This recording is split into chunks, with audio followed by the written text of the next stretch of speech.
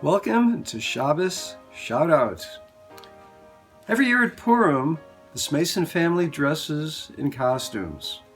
We've gone as cowboys and cowgirls, police officers, and other outfits designed by our creative committee. In other words, Connie, my wife. You'd like this one. A couple of years ago, due to the proximity of Purim to St. Patrick's Day, a colleague wrote that many people confused his family's Wizard of Oz costumes for leprechauns, and he said that he saw Elvis.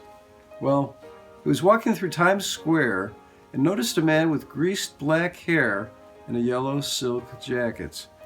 The rabbi complimented him on his Elvis costume. The man said, "It's not a costume." The rabbi walked away very quickly.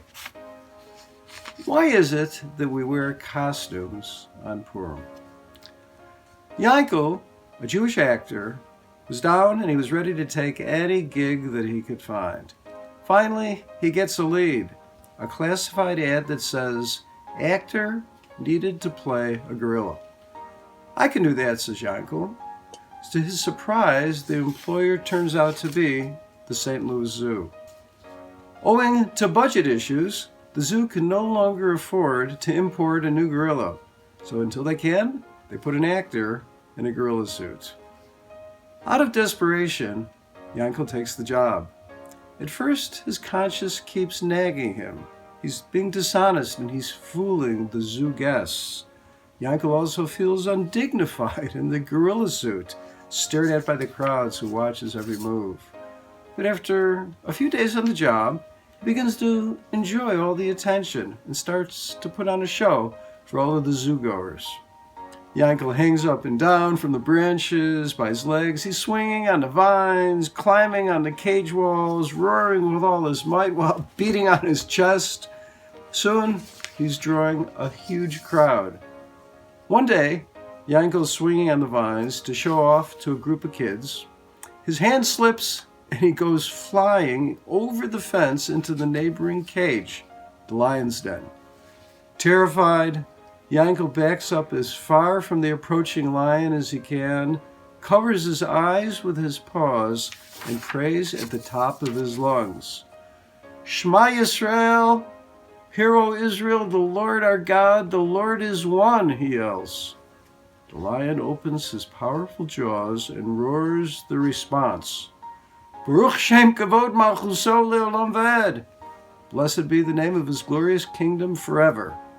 From a nearby cage, a panda yells, "Shut up, you shlemiels, you'll get us all fired." We asked, why do we wear costumes on Purim?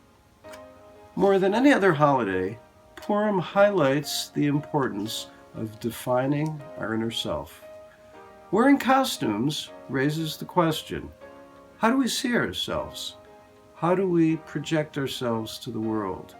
Do our clothes mask our identity, or do they reveal our inner selves?